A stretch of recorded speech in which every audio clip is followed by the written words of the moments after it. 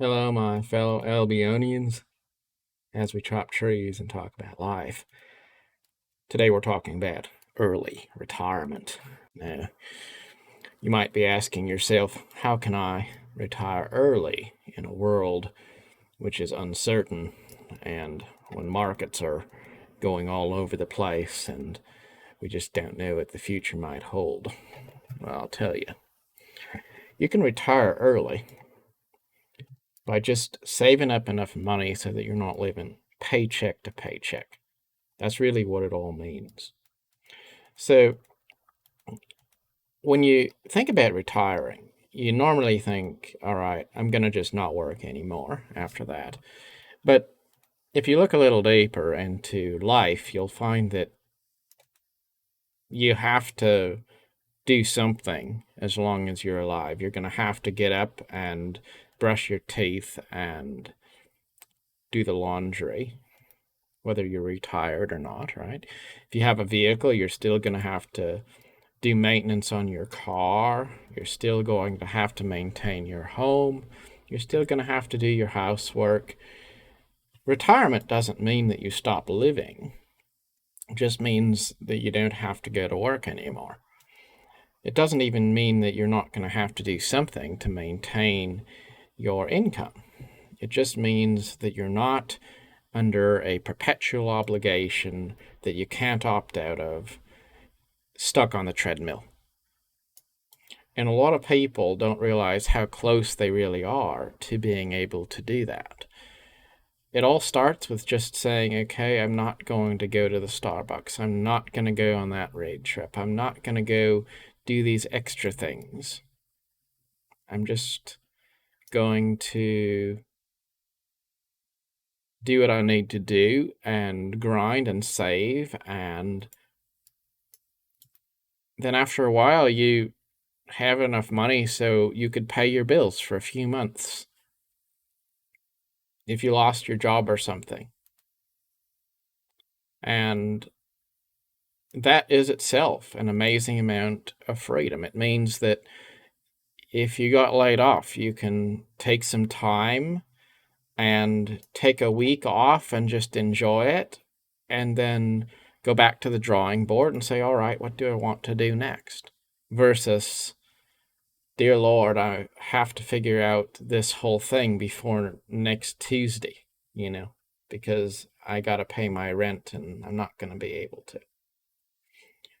And it's true that not everyone can just snap their fingers and suddenly have a whole lot of wealth. It's true. But it's also true that if you go your whole life and you don't have a single dollar to your name, that's not because you're poor. It's because you don't manage your money. It's because you prioritize spending it over saving it. Because everybody could save a few dollars. Everybody could squirrel away, $5 over the course of their lifetime. So when you see somebody and somehow they don't have a single dollar, like literally nothing, well, that's because they have a culture of spending all the way down to zero and then looking for their next morsel to feed themselves. And that's a terrible way to live. And you might feel like your life isn't complete if you don't have these extra things that you're adding in. But the truth is that if you give up all those extra things that you think are going to make you feel happier and more successful or more fulfilled, you're going to have a better time because you're no longer a slave to somebody else. You're actually able to be self-determined and self-defined. You can do that with relatively little money. And in many ways, just not being somebody else's slave in terms of, having debts or obligations that you can't choose to walk away from, that is itself most of the freedom that you would want out of retirement right there. And you don't have to save up enough money to not have to work again ever in your life to get that benefit. You just have to put away enough to where instead of being hand to mouth, you have just a little bit of a buffer there. And then you can grow it and you can figure out, okay, how do I have more? It's like Albion. Let's say that you're playing Albion online and you run around and you do whatever you do. And then once in a while, you go to the black zone with relatively little, a simple build that's, 100,000 silver, and then you lose it. Well, it's no big deal because you have enough. You might not like it, but it's not a big deal. Now, if you go out there and you take everything you've got, you're trying to look flashy and blingy, you get the best gear you can afford, and then you ride out with 8.4 and you get totally killed off. And now you've lost a whole lot of money and you don't have the money to replace it. So who's going to have the better time? I tell you, it's definitely going to be the player that goes out only occasionally and uses 4 flat and doesn't really worry about that loss. That's going to be the person that has a good time, not the person that's going all geared up to the gills and they're betting everything on being able to make it home again with whatever loot they find out there. It's the same thing with life. You play more conservatively and you're going to have a better time. And a lot of people don't realize just how much better a time it winds up being. It can be a really, really amazing experience to just have the peace of mind of knowing that no matter what happens, you're going to be okay because you put away enough extra to not have to worry about where you're going to find your next meal. And, I think the world is really kind of structured in a way where it's like a treadmill. It's like the gear treadmill in a MMO. It wants you to always feel like you have to go for the next thing. Like you're never okay to just be quiet and still and make the most of where you currently are. You always have to be chasing something.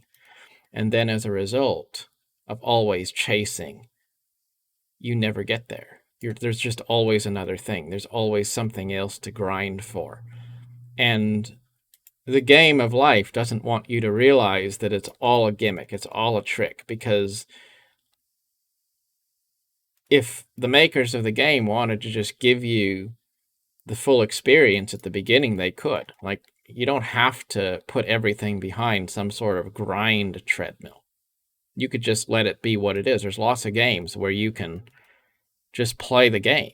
You buy the game, you play the game, and you don't have any treadmill. You just install it and play it.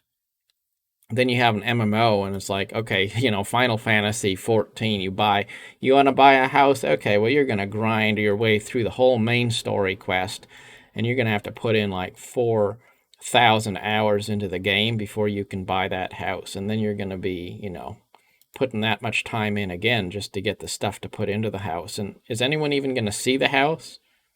I don't know. Probably not. Maybe. But it's all kind of a trick to make you feel like, you need to keep on putting more time, more effort into the game so you can get that cool stuff. And I guess there is some value in that. That's true. I mean, nobody is going to have a good time if everything's given to them all at the beginning and there's no sense of progression. There's no sense of, if I put more effort in, I'm going to get something in return. You want to have something, a rank or a score or something, so that you can show measurably that you're achieving something. It's just quite often there's a lot of treadmills that exist where there's nothing to show for it in the end. You're not able to look back and say, hey, look, here's what I've achieved. You just keep on going. You keep on chasing. And it's one thing if that's an MMO, it's another thing if that's your life. At some point, you got to stop chasing and you have to start actually accumulating things that are meaningful. So, my challenge to you would be to have fun today with what you're doing. Enjoy what you're doing today. And don't peg your happiness to something in the future. And if you do that, if you're happy today, then you're really, in a sense, never going to work another day in your life. Because you've gotten that sense of my life will be good if and when I get this extra something. You've got that out of your system. And then it's just enjoy the blessings of your life today. And that's enough. So, until next time, keep on grinding. Thanks for watching. Bye.